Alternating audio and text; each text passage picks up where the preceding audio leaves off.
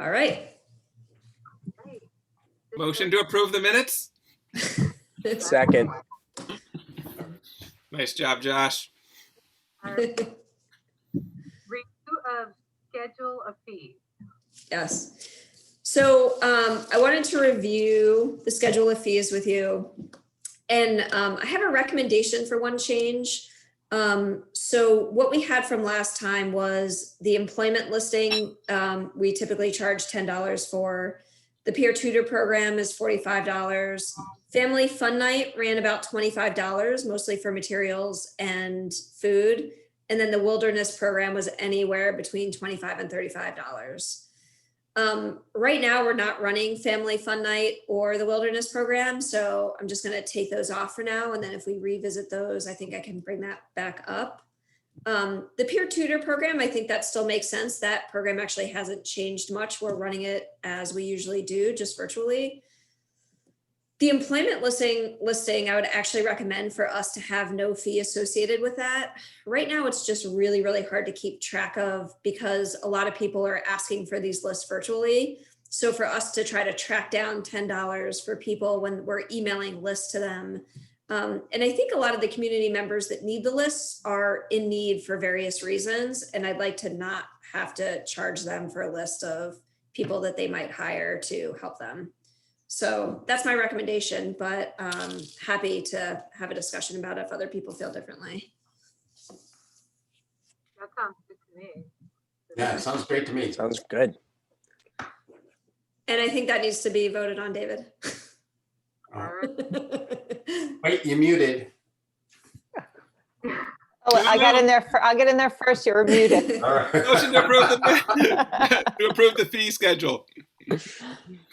Second. Okay, all in favor? Favor.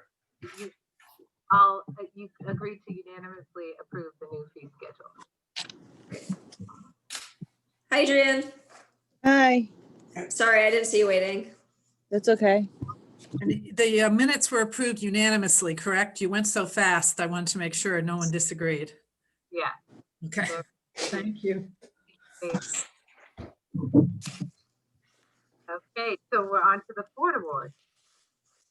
Oh my The gosh, Ford Award. again. What'd you say? It's that time again. Oh my god. I know. I know.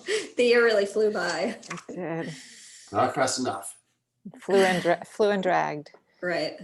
The days are long, but the weeks are short. That's what I'm hearing.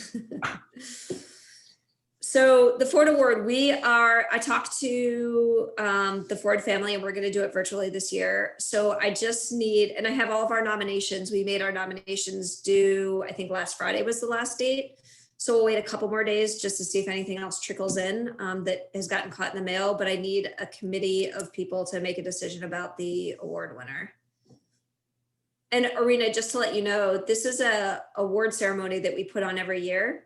And this is for an adult that's given back to the community in their volunteer efforts, has really made and impacted a difference in the town of Needham.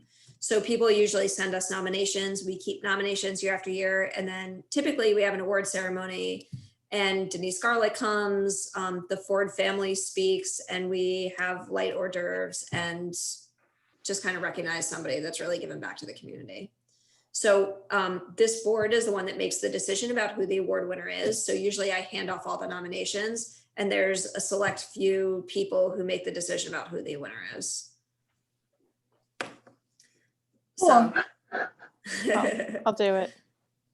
Sarah, how many people would you like to be on the committee this year? I think usually we have what, 3? I think Yeah. we usually do. Yeah.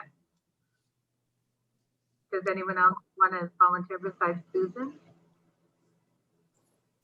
Karen? All right. I'm happy to do that if no one else wants to volunteer, but I don't want to take the opportunity. You don't want to steal someone's thunder? I know, I feel like the decisions are always so hard because all the nominees are so great. It's They actually are. a really tough decision. Yeah.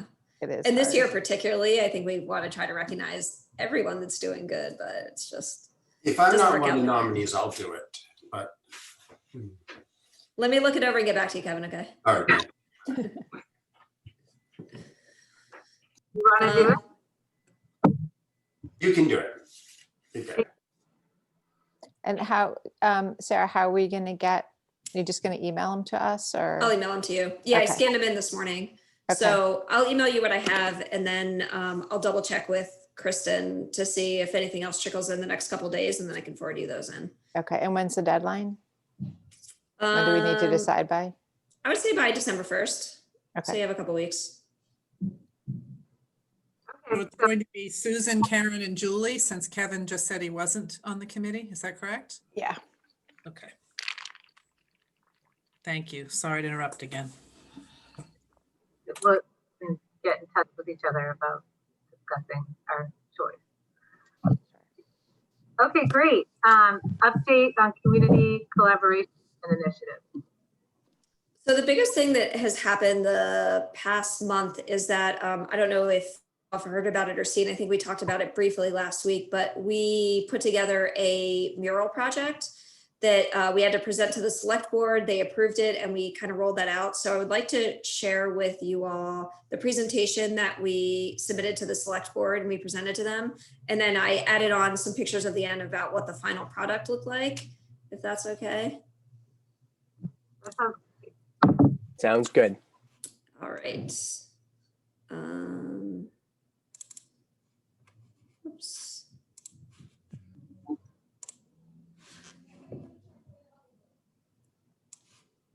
All right.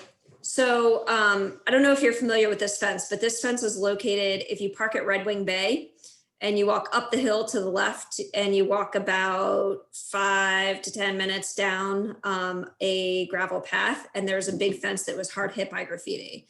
So our proposal was to create a mural to put over the graffiti, hoping that the residents would respect the mural and not continue to put graffiti over it.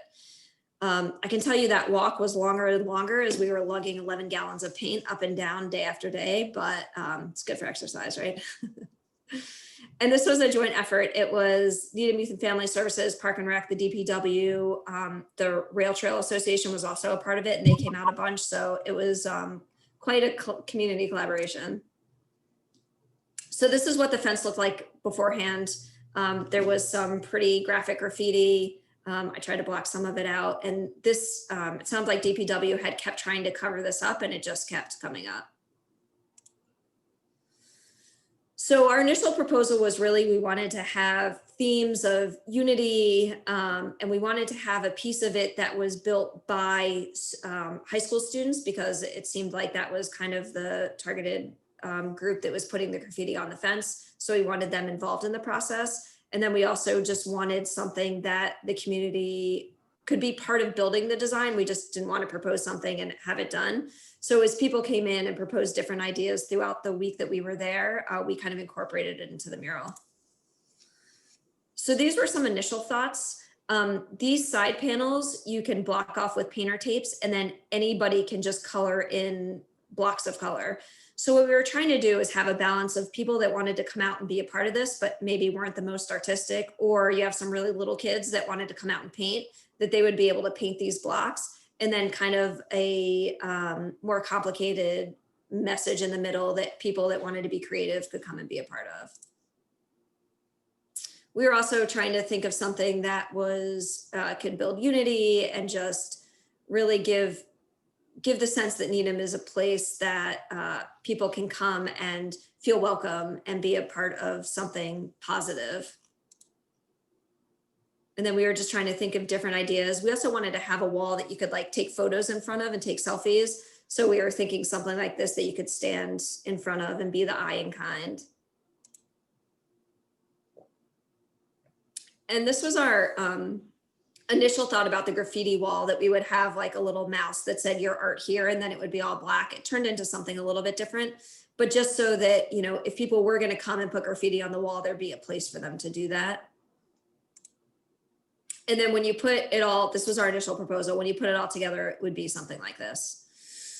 So we got approval on, I think it was, let's see, October 27th, and we actually finished the project this past Monday, pretty much. We're gonna seal it with a sealant that makes it so that if somebody graffitis over it, it'll be easy to take off. And within the first 3 days of us posting this project, we had to shut down registration because there were too many people who signed up for it. So what we tried to do is we tried to keep people 6 feet apart. We tried to have groups of people together. It was hard to tell, and we'll live and learn a little bit, but when people signed up, if they were just signing up themselves or signing up their families. So it's hard to tell exactly how many people were coming. We also incorporated senior hours into this so that if there were some older adults that wanted to come, we had a special time slot for them. So this was the project. So this is people. So this design here was actually one high school student who was in an AP art class got in touch with us and wanted some volunteer hours. So he helped create a huge portion of this mural and came day after day after day. We also had a local artist who came who owns a studio in the center of town. Her name is Dia, and she helped and volunteered throughout this whole project. And we were out there all day, Tuesday, Wednesday, Friday got rained out, Saturday, Sunday, Monday, working with the community, doing touch-ups and making sure that this project was complete before the weather got too cold. So after the weather hits 50 degrees, the paint doesn't stick as well and it can freeze. So it has to be above 50 degrees to paint.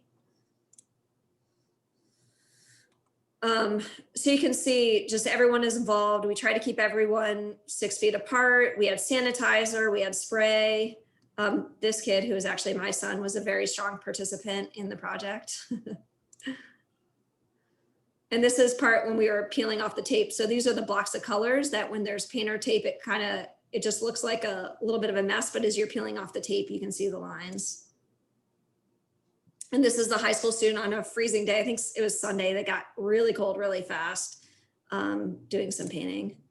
And then this is what,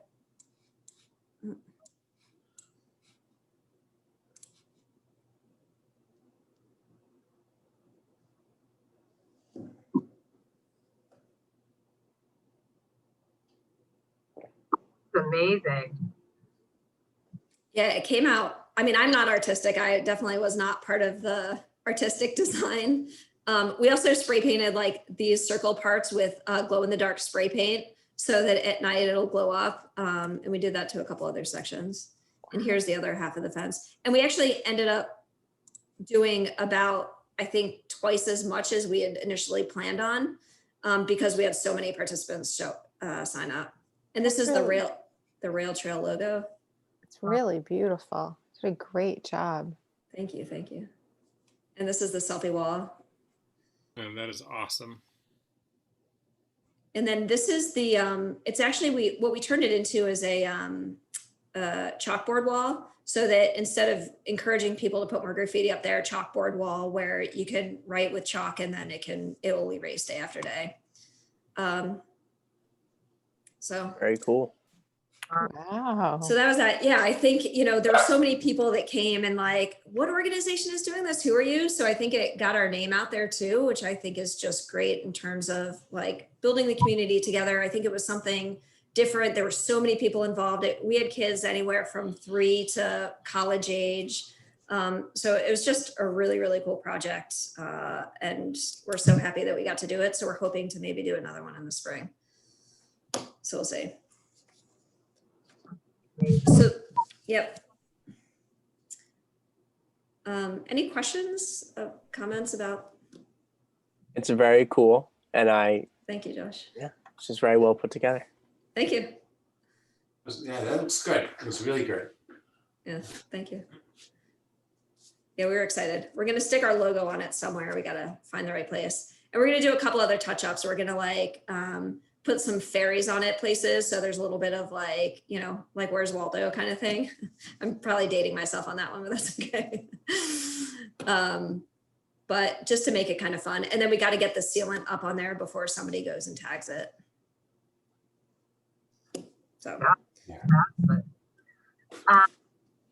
Okay, update on program.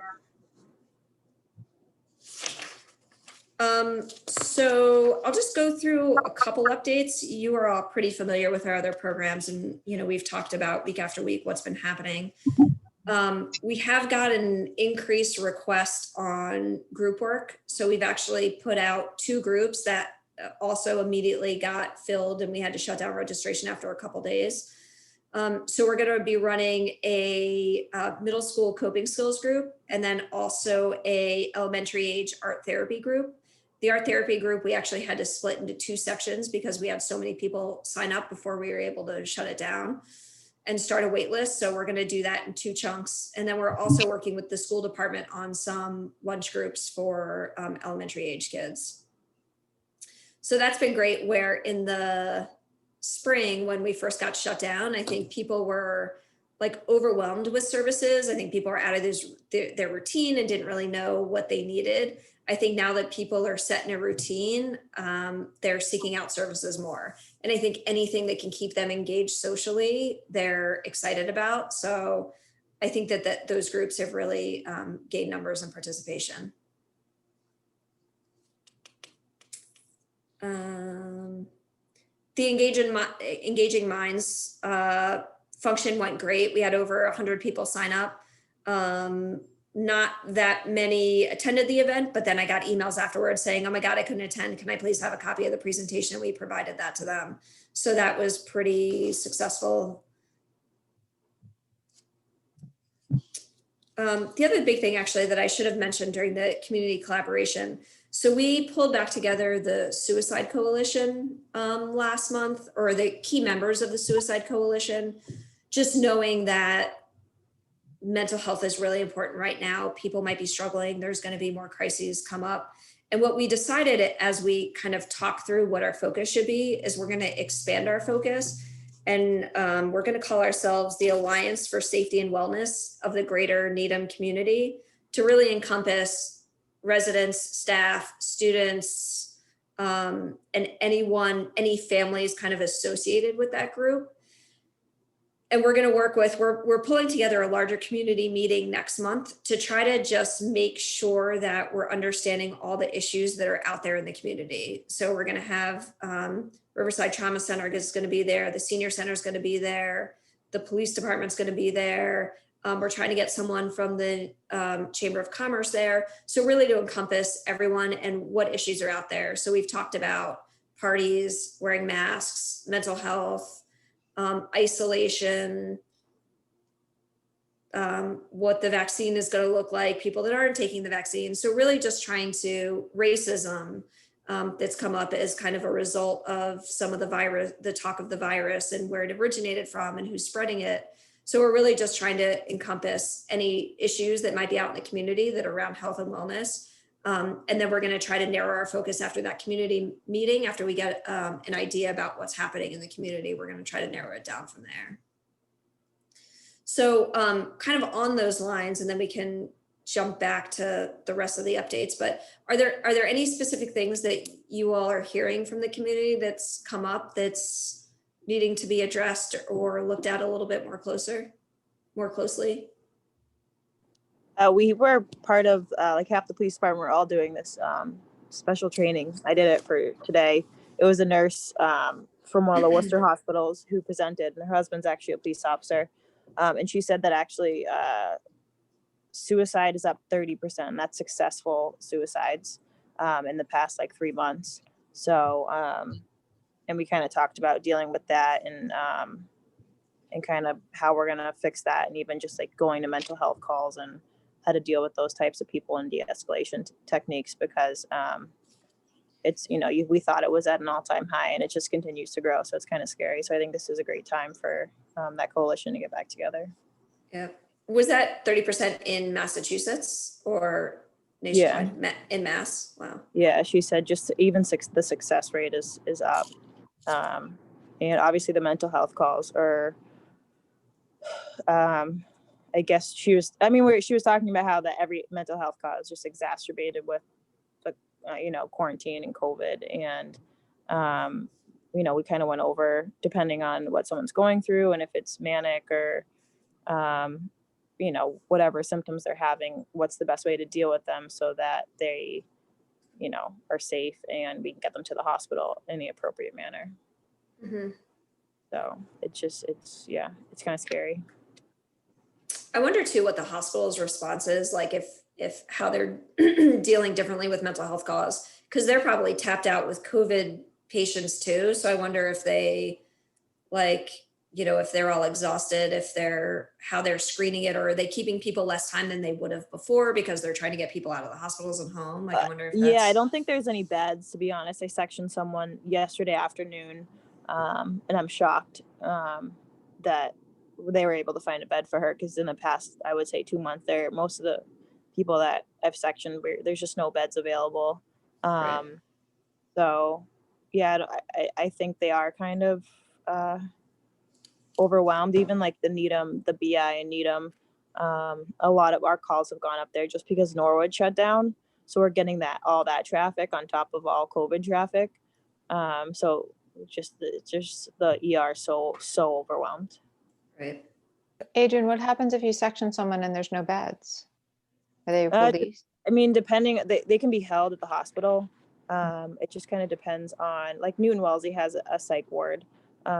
It really depends on what they say during their evaluation. We do Mhm. sections where we section the same person 3 times in a night, because they go to the hospital and say the right things, Yeah. and they're released. But that's why when we write sections, we try to put enough in the paperwork that they can't be released, Mhm. because they're a harm to themselves or others. But that being said, it just depends. Sometimes, I get that the staff at the hospitals get frustrated, but for us too, it's frustrating because, these are people that don't, they're screaming for help and they need help. So I know the BI gets frustrated because they don't have like security like Newton Wellesley does. So we try to bring most of our violent patients to Newton Wellesley because they have a secure unit, where the BI doesn't. And we often have people that just walk out. Wow. So. And what have you guys seen, like, as you're responding to mental health calls? Do you feel like they are more intense in nature? Can you go to 184 sorry, Linden Street, working apartment right now. for a well-being check? Springwell Inc. called in about an hour ago. So I think they're exacerbated, and I think people, the supports that people normally have, they don't have right now. So that's right. So even just like the community supports, the work supports, people don't have all the supports that they normally do, and all the activities that typically, I think, distract them from how they're feeling, or maybe help them from how they're feeling, or give them a boost. So I think it's just, you're seeing a massive increase in these calls, and a massive like overload of, they don't even know how to deal with it because their normal coping mechanisms are not even allowed to do anymore. And so many people are so afraid to even leave the house, which is warranted. They're afraid to do their normal things that make them feel good. So I definitely think they're overwhelmed. For us, we're used to dealing with them, but I'd say suicide rates are up. Our for suicidal people are higher than they've been.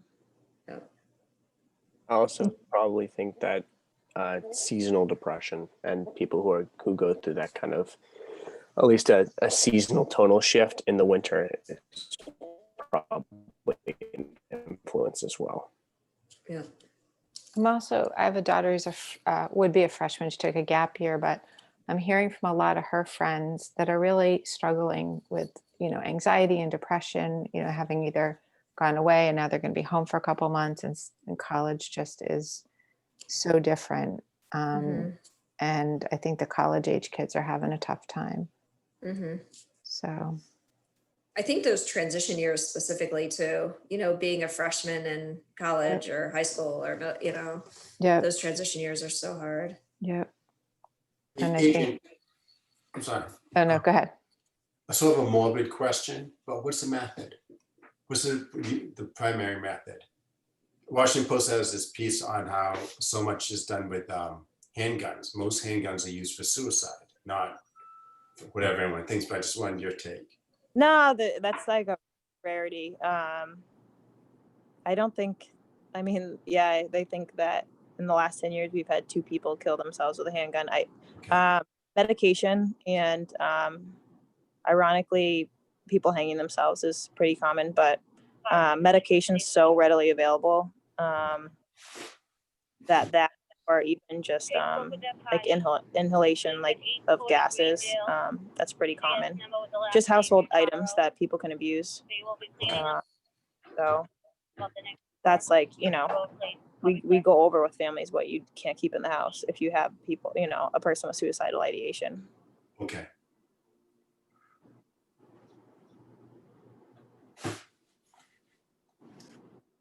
I have one thing just to mention if no one else wants to say anything, but I've talked to a lot of people, and including myself, I think a lot of I assume high schoolers, middle schoolers, maybe even elementary schoolers are nervous about us going all remote again because last year in the spring, I understand it's probably much more, it is a much more organized this year, but a lot of people feel like they didn't learn properly or they didn't get the attention they needed to learn, like to do well in school. And I know a lot of students are nervous about having to learn on Zoom like 24/7 and like sitting in your room 24/7 and like having the sun go down at like 4 o'clock and then feeling like your day is like 4 hours. So I think seasonal depression, I guess. And but also the remote learning, if it does unfortunately go all remote, could hurt some people mentally. Yep. Yeah, no, I agree with you. I think even though I get it, but I agree. I think like the more isolation you have, the greater risk of mental health difficulties. And there's a fine balance between weighing out the physical health and the mental health. And I think that's what people are trying to figure out right now. So, but I have the same fears. And I think too, you know, one of the biggest things we're seeing is that mental health is usually recognized by teachers, coaches, church, synagogues, like people that are around people the most and, you know, have a relationship with others. And when that doesn't happen, when everything's remote, those needs are not picked up on the same. So like we usually are slammed right now by guidance counselors reaching out to us to say, oh yeah, I have these, you know, 5 kids that need treatment. And we're not getting those same calls. We're getting calls from the community asking for emergency supports when things escalate, but we're not getting those same like proactive calls from the guidance counselors that we usually get. And I think it's because that it's not going recognized quite as easily as it has before.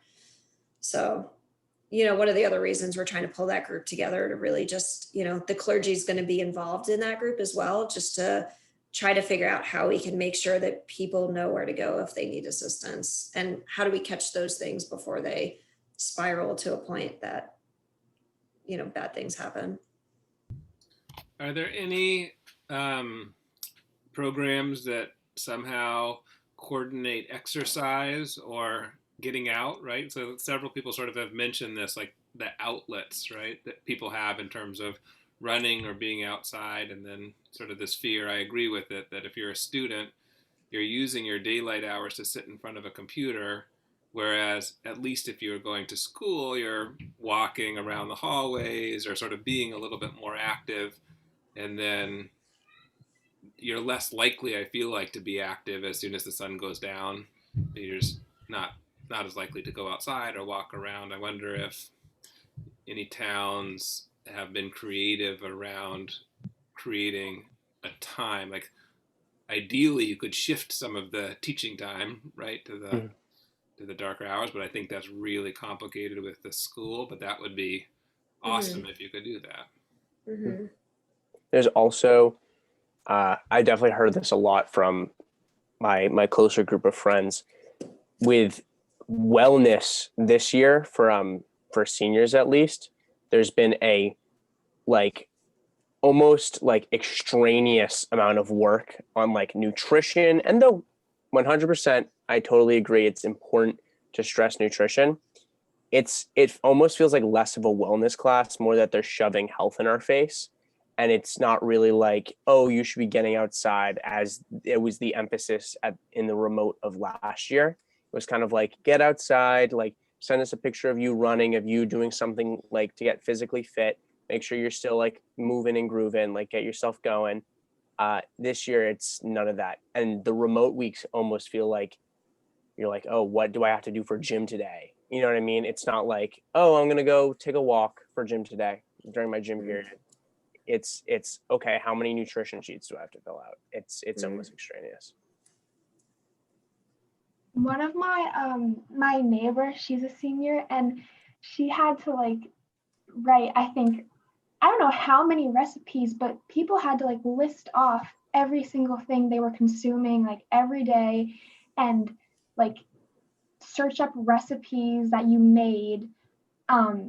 It's like a cooking class from, I'm a junior, so I'm not taking it right now, but I have heard in some classes, like people have more work in gym than they do have like in an AP class, which is a little crazy. They're trying to get creative with their expectations, huh? Yeah, no, really. It has been deemed multiple times as AP gym. But just in the case, especially as Irina was talking about, in the case of a full remote, I do think the wellness of the school system of NHS definitely needs to emphasize more on physical wellness, getting outside, getting those outlets, just like Mr. Buxton was talking about. And I feel like that's really important for students to keep like a mental health standpoint. I can definitely talk about this in that group actually, because a lot of the school different departments are represented, including wellness. So, and Kevin, you sent me something too, that the wellness group, and I haven't had time to play around with it at all, but really emphasizing exercise. You're muted. You're still muted. Still muted. Is that working? Come on. You should be better at this, Kevin. I know. Yeah, it was kind of cool. That was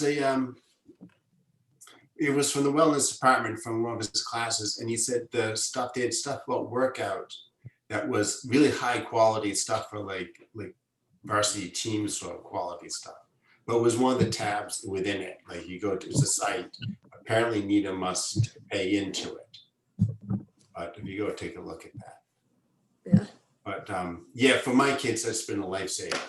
Not the site, but they go running, Dream Fire. They're training for the 12 for the half marathon, and just to get out of the house, it's a lifesaver.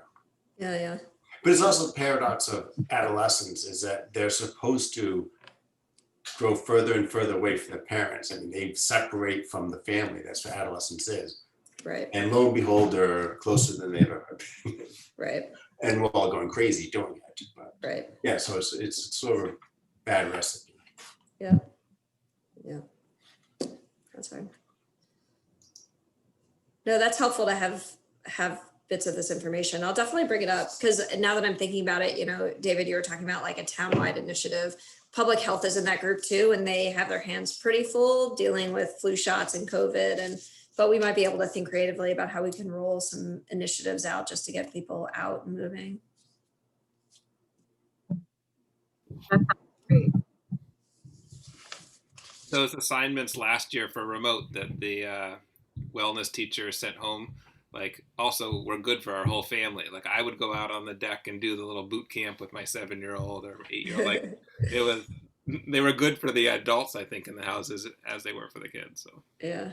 And even though you want to get kids outside or everybody outside when it's too cold, there's a ton of stuff online, just YouTube and different things. So encouraging that somehow, some kind of a routine or I don't know, for PE or whatever. I know that the last time we were in that meeting, I think the school department was talking about having, like a Wellness Wednesday day where they can give out some information and some, potentially ideas for exercise. But they were talking about rolling something out. I don't know exactly what that'll look like. I don't think they've ironed out all the details, but I can check back in and see where they're at. But then we were talking about like, I think one thing that's not happening that great is the school department and the town department are doing things in silos. And so this is one of those things we're really hoping this group will do, is bridge that gap so that, you know, if the wellness department is going to roll something out, public health can jump on it too. And maybe, you know, town-wide and school-wide, we have a Wellness Wednesday where we can piggyback on what each other are doing. So we're hoping that this group really helps with that too. Yeah. In the chat, I put the link. Okay. That wellness stuff. Okay. Thank you, Kevin. Speaking of wellness too, the Jog for Joy is happening again this year. Ryan Marshall from High Rock Church and I did an interview that's posted around various websites, but I would love for whoever wants to be a part of that to sign up. The first 500 participants get a free Jog for Joy beanie, and the kids get free Jog for Joy masks. So hurry up and sign up so you can get those beanies and masks. But they're doing virtual, and it's really gotten huge this year, where I think you said they had people in, it's worldwide. I can't remember which countries it was in, but they have participants from all over the world, which is really exciting. So When is it? I believe they're running it between sometime in November until December 6th. December 6th is when it was last year that they're having their little virtual party, but you have like a timeline to do it. And I can't remember exactly. I'll send everybody the link.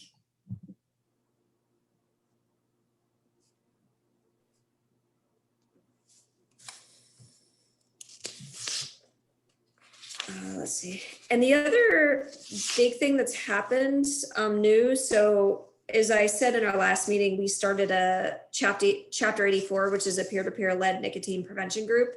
The Needham chapter was able to submit a proposal to present at their youth summit, which they won that and were able to present. And by doing that, they were awarded $500 for programming.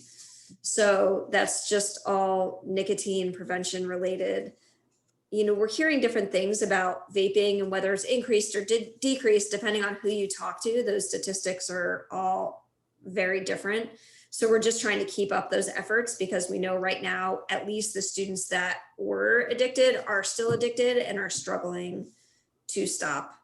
The other thing that we've done in our vaping prevention, or vaping task force, is that we were able to get a grant for somebody to coordinate those efforts. And that person was actually able to coordinate a cessation program that they're rolling out with the high school nurses. And they were all trained the beginning of this month, maybe the end of last month. So that is up and running. So that all the high school nurses are going to be able to provide cessation work with the students who feel like they need to get assistance. The other thing that the 84 group is trying to do is they're trying to advocate with the MIAA so that if athletes come forward and they want to quit, that they're not penalized for that. So right now, you know, if you get caught once, you miss so many games. If you get caught again, you miss more games. And so they're trying to make it so if they come forward and they say, I need help, I want to quit, they're not going to have to lose time in their sports for that. So that's another big initiative that group is trying to do. Sarah, what's the 84 stand for? You mentioned it once before. It's like the 84% of kids who didn't smoke when the group started. Okay. But it's, yeah, if you Google like chapter 84 in Massachusetts, it pops up. And I can send you the link. But they've run a couple different things that we've been a part of. Some tobacco trainings, the youth summit, and then they do a lot of advocacy too, just on the various town levels. And we just got involved. We signed up the end of last year, or maybe right before COVID hit. And so and then everything got paused. So we're really just kind of getting in there and learning what they can help with and what initiatives they can really support us on. So it's been great.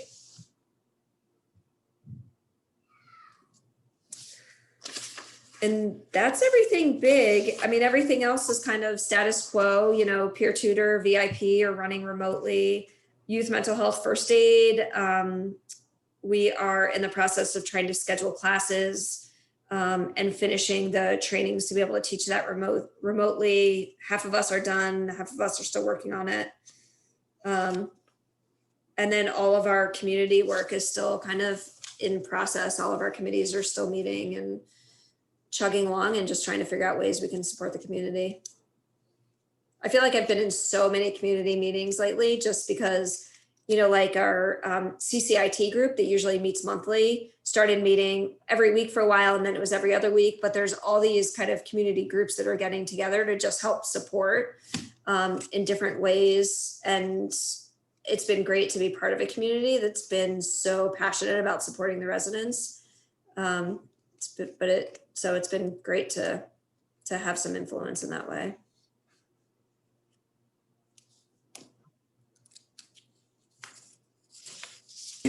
Sarah, quick question. For the clinical stuff, how would you characterize the success? Like, are you guys problems intractable? Do you think like you working with kids for like a week or 2 or 3? I mean, what's the narrative kind of coming out of it all? Yeah, so it's interesting. We have some clients who have been with us for a couple years. And when I first started, I think there were a lot of clients that were sticking around because they could. So really what we started doing is really focusing on assessments and treatment planning so that all clients that were still on people's caseload, there's goals associated with that, because people get comfortable in therapy. And, you know, it's scary to think of your life without a therapist if you've had therapy every week for years. Right.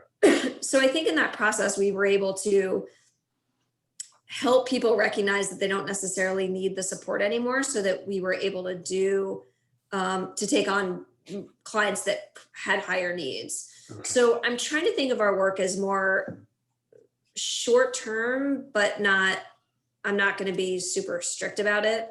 So trying to think about our work in like 6-month chunks. And I think that that's been pretty successful in getting people to a point where we're getting them through the crisis and helping them support them in whatever way during that time. And then if they need longer, we can definitely see them longer. And the hope is that we'll be able, because the Needham community is huge compared to how many clients we're able to support on our caseload. So I think that's the best way to make sure that everyone's getting their needs met.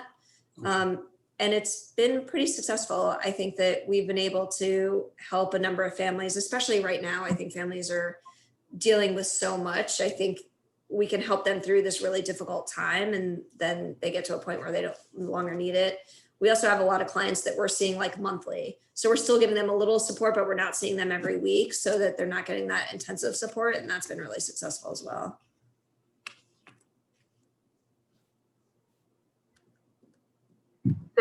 Yeah, thank you. Sure. I skipped over the discussion of community needs and crisis, but I think you covered most. Yeah, I feel like we hopped in. Okay, perfect. Yeah, unless people had other stuff that is coming up that we wanted to talk about.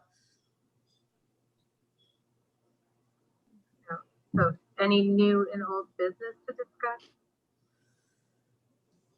I didn't have anything pending on my list, but I wanted to check in with the group. Paula's reopening tomorrow, right? Yes, thankfully.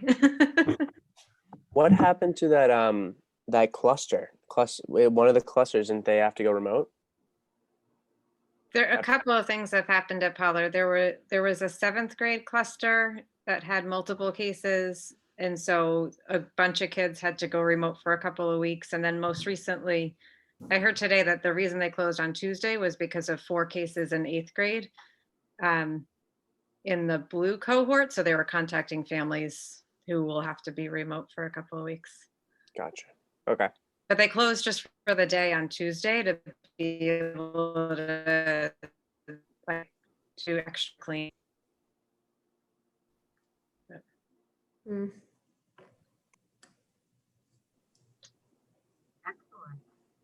And Wellesley High School closed because of teachers, right? Yeah. Yeah, it was like 6 teachers, I There were heard. a whole bunch of teachers that, yeah. Oh, wow.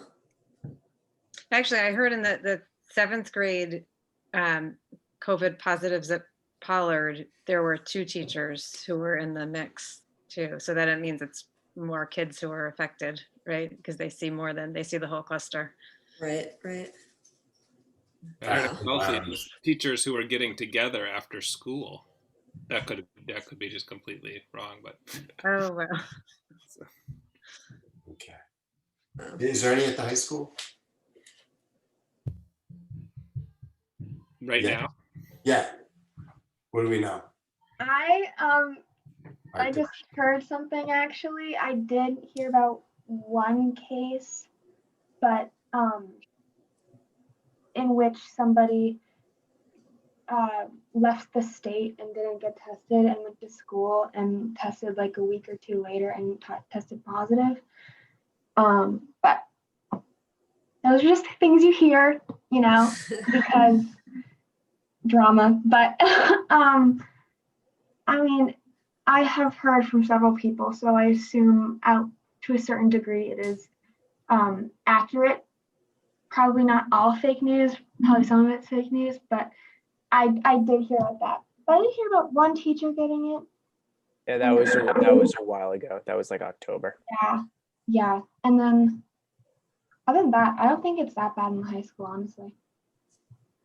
I'm so impressed at the students and staff, and I mean, going into the school year, I really didn't know what to expect, and sort of the procedures and the thoughtfulness, and like people are considerate, and it's been great. I have never had as high attendance as I have this year. As clearly, Oh, wow. students want to be in school. Yeah. That's great. Yeah, I agree. I think the school's doing a really good job of trying to, I think this back and forth, this we're closed, we're open, this group, I think that they're doing the best they can with that and really just trying to support. We have to keep kids in school. It's so important for emotional health and learning. And every conversation I've been in, I agree. I'm very impressed with the thoughtfulness behind the decisions they're making. I think they're doing the best possible work that they can do. And in the grand scheme of things, like this is really low, compared to what I think a lot of people would have expected. Yeah. Right. It's helpful. I like looking every once in a while at the dashboard that has the count by school, and all of those numbers are very low. Yeah. I agree. I mean, I think, the thing is like what everyone's saying, like masks work, wear masks, and it's not in school that transmission is happening. Right. It's after school, depending on what people are doing, but yeah. I mean, I haven't also heard of anything. I know around Halloween, there were talks of big parties and things that happened, but I didn't see a huge fallout from that. So maybe those things didn't happen. Hopefully Thanksgiving stays as safe, and we'll be able to keep going like this.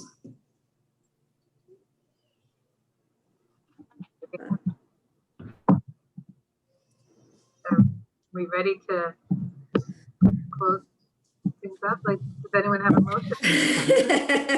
Motion to adjourn. All in favor? Aye. Right. All right, Faith, a unanimous consent. We are adjourned this time. I hope everyone has a wonderful Thanksgiving. Yeah, happy Yes, me Thanksgiving, too. everybody. Happy Thanksgiving. Thanks, Sarah. Thank you, Yes, Sarah. thank you all. Sarah. See you in December. Sarah, can I ask you one question? Sure. Hold on, let me stop this recording. Yeah.